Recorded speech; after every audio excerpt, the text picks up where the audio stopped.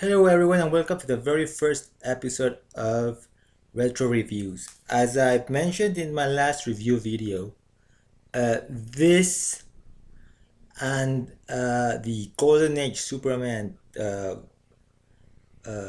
videos will be coming out soon are semi-regular regular features in the channel, which will fill the space between those weeks where I don't actually have where I don't pick up any new comics, so as to keep doing something different and continue to provide new and different content.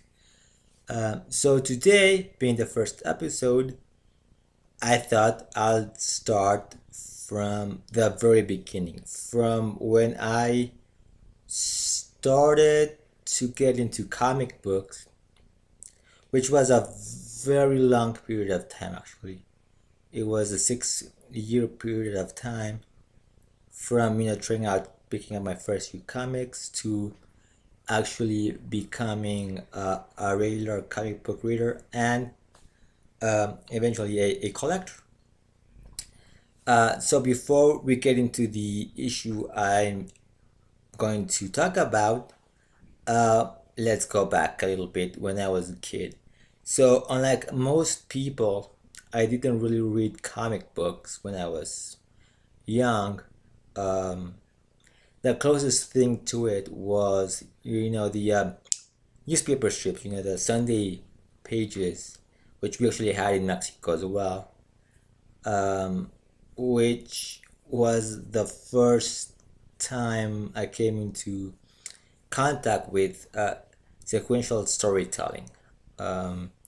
So I remember those Sunday pages because there were some strips that really kind of stuck in my head. There are others I don't remember as well that were in those pages, but I do remember every Sunday page actually had, on the first page it was Prince Valiant. I'm not sure if it was reprinted material with art by Hal Foster, or if it was somebody else, and it was like more recent stuff from the 80s. I don't remember who even did the art, if there were reprints from very earlier material. The back page actually had reprints of the very popular Argentinian comic strip Mafalda, which I loved. Maybe some things I didn't really get because most of it was really based on the 60s and things that were happening around the world at that time. But I found it most of them funny, and some stuff I probably did get. Uh, Other strips there was The Amazing Spider-Man by Stan Lee and Mandrake the Magician. I'm not sure, maybe there was some Peanuts. I'm not really sure what else was there, but those four really stuck in my head.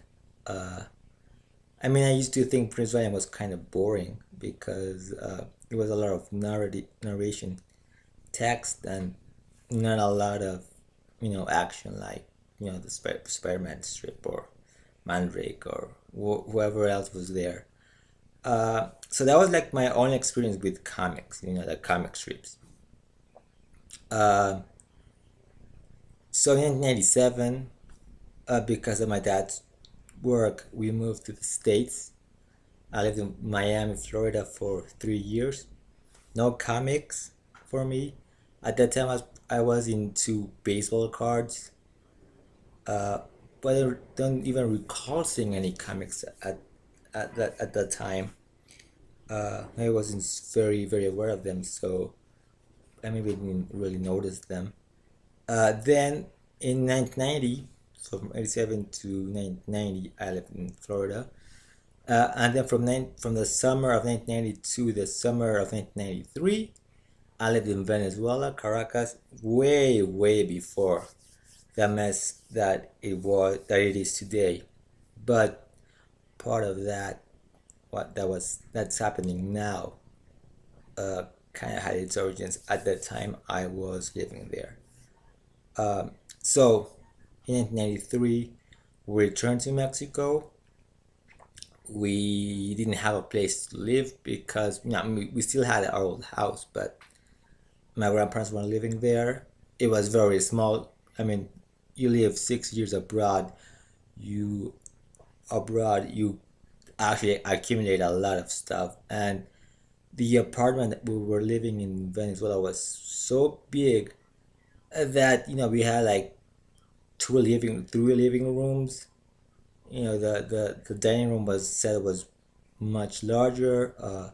We've actually grown up quite a bit as well. So since we were kids. So throughout the summer of 1993, we actually lived in a hotel. Actually, we lived in two hotels. The first one we had to move out because there was problems with the rooms, and my dad kind of got mad, so we ended up going to a different hotel. And it was there at that second hotel where I finally got a chance to try out comic books. So for the most part, we were staying there. We were going to summer school, actually, to the school that we were going to go, in September. So we were doing summer school there.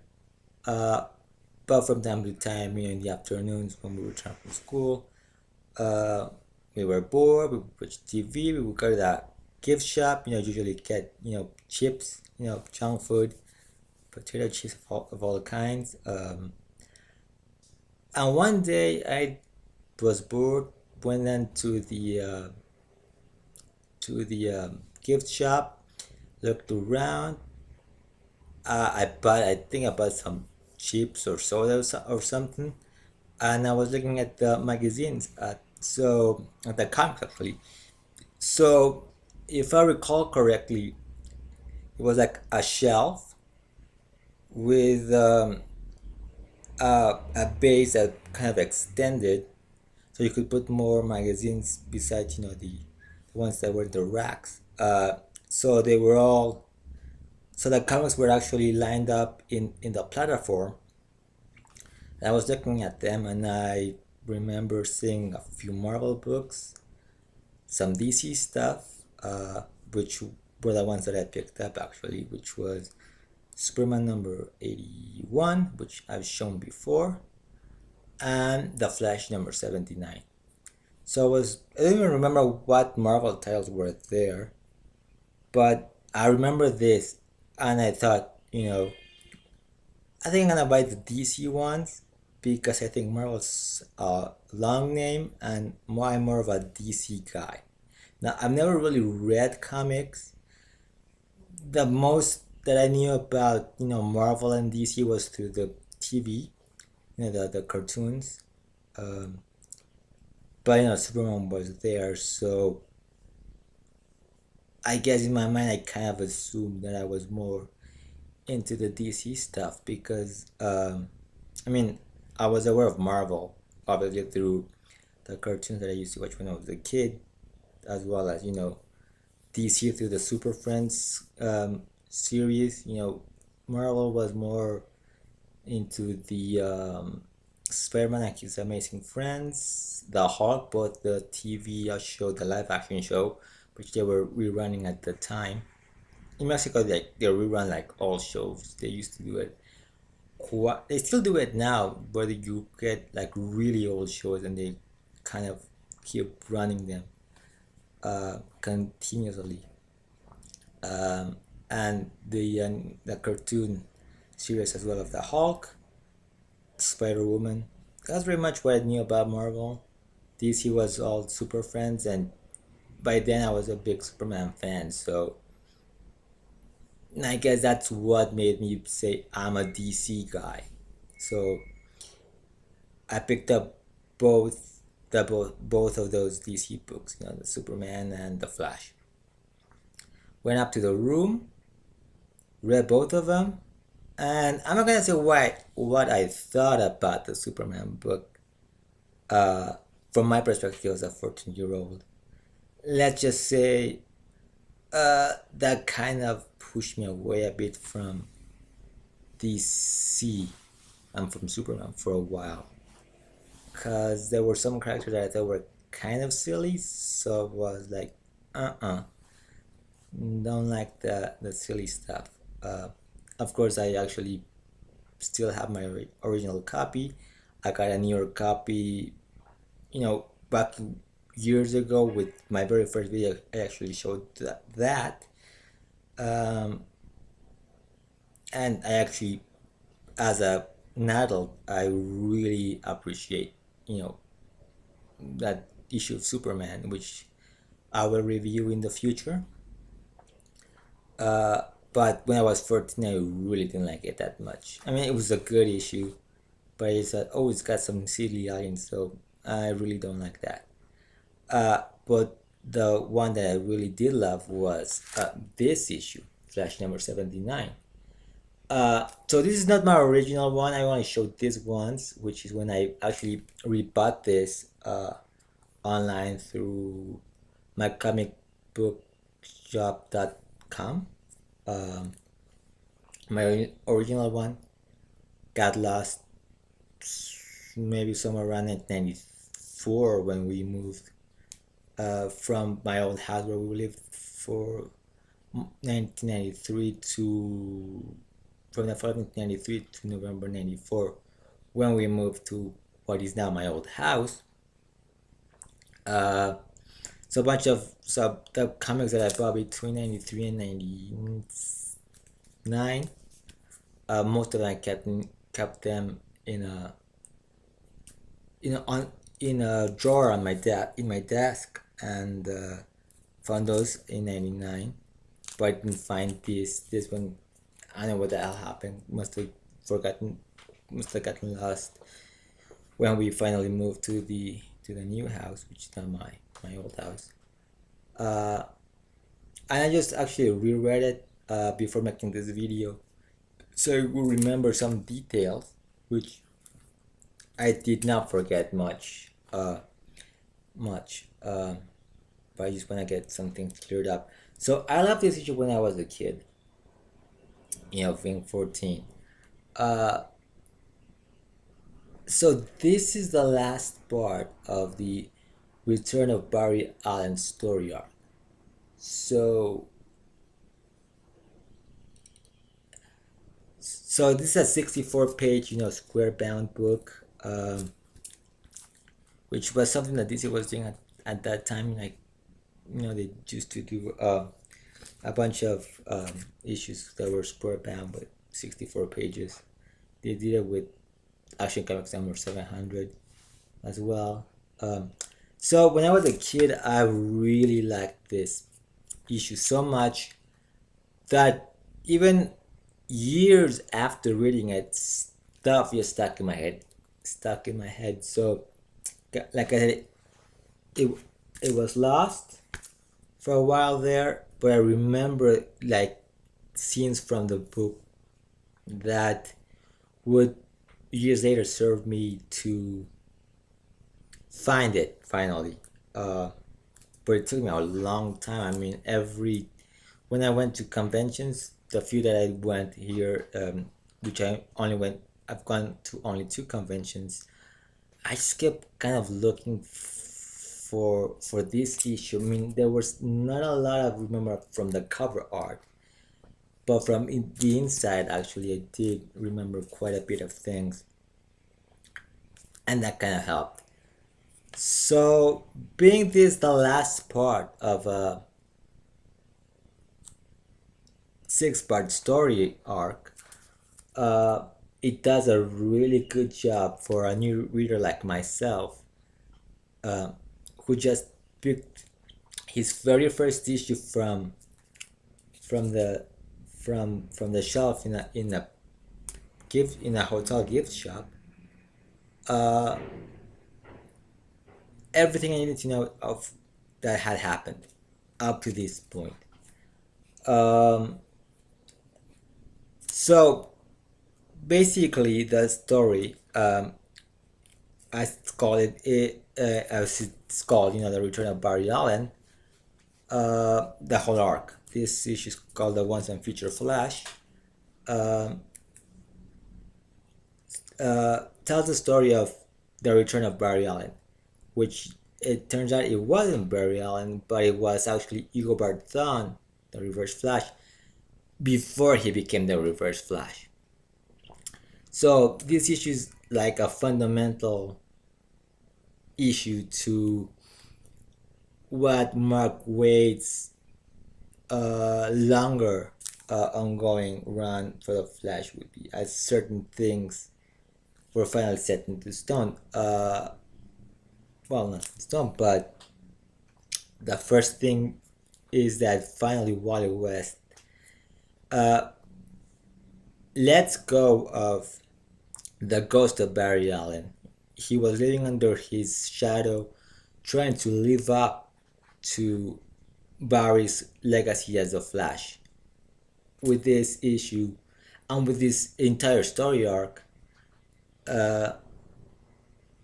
Wally finally, becomes the Flash.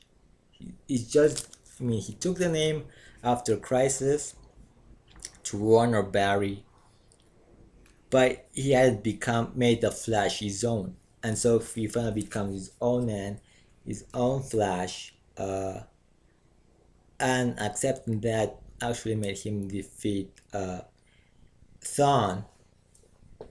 We also get the post-crisis origin of Thawne as well. So Eobard Thawne was a big Flash fan, and so he was such a huge fan that he very much ended up becoming Barry Allen. So back in the 25th century, he's collecting Flash memorabilia.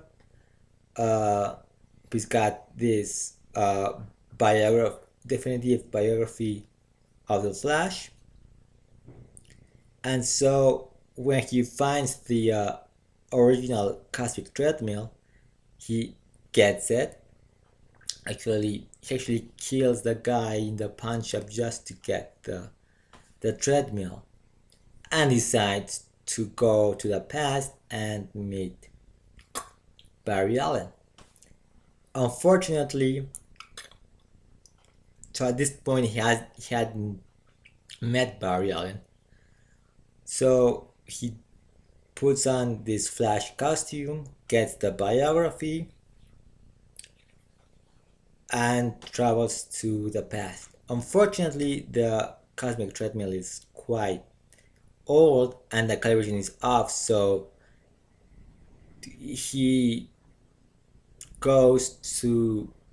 appears several years after Barry Allen has died. Wall is already, taking over as the Flash. And visiting, the Flash Museum, he learns that he's actually the Reverse Flash, that he is Professor Zoom, the Reverse Flash. And, time traveling affected him. He had actually gone to great lengths to even become, physically look like Barry Allen. So with the whole thing of time traveling and the shock of learning that he will one day become the Reverse Flash and that Barry Allen would kill him, he cracks up and convinces himself that he is actually Barry Allen, and shows up and then takes a turn for the worse, thinking, that the Flash legacy had been tarnished, that, Wally is trying to make people forget that Barry Allen was the Flash. And so that, I think, has become this issue has become the basis for the more modern interpretation of the Edward Thorne's origin, though they keep kind of messing it up with, but this really being mostly the basis for that as well. Then we have, the biography, the life story of the Flash, which in 1997, the year that it was supposedly published in story, we actually later get that I think it was two issue series by Mark Waid of the life story of the Flash. So I read this, and it impressed me a lot. I read it just now, and it's still a great story, and it's emotional, and it and I think if people didn't really like Wally being the Flash, I think this arc and this issue in particular sort of cemented Wally as the modern day Flash, because you know he actually does become his own Flash and not just a pale imitation of Barry Allen. So it still impresses me to this day. Still love it, and like I said, it was such a good story that it just stuck in my head for so long that that sort of helped me find this issue years later after losing my original copy. So yeah, I mean, so I guess I'll end it here for this very first edition of Retro Reviews. But not without saying that this issue is sort of how I calibrate or what defines what a good single issue should be, because it gives me everything. It told me everything I need to know about what had come before. It had a very centralized story, despite the fact that it's been, an ongoing arc. And curiously enough, this issue is somewhat of an origin story, sort of retelling the origin of the Reverse Flash, and Superman number 81 was also a sort of an origin issue, because we learned how Han Heng Chua became, the cyborg Superman. So very weird coincidence for a 14-year-old boy to find, just looking for something to do and finding two very similar issues on the same day. So next week we have new comics, so I'll go back to reviewing Action Comics 1001, and I believe we got Saga. So Saga is also coming out, yeah, which is the last issue of the current arc as well. So anyways, I'll end as I always end. I don't know when I'm gonna do the next video. The next video after my review video from next week, if I don't have anything else, I'll probably be doing the Golden Age Superman one, which is gonna be kind of long because we're gonna talk about a little bit about not just the history of Superman, before Action Comics number 1, but there's so much stuff coming out that I keep finding about those early days of DC Comics and Superman, and how Jerry Siegel and Joe Shuster could be seen as not just the guys that create Superman, but also two of the cornerstones of DC Comics in its earlier days. So I'll talk about that, and I'll talk about Action Comics #1 as well. So finally, until next time, keep smiling.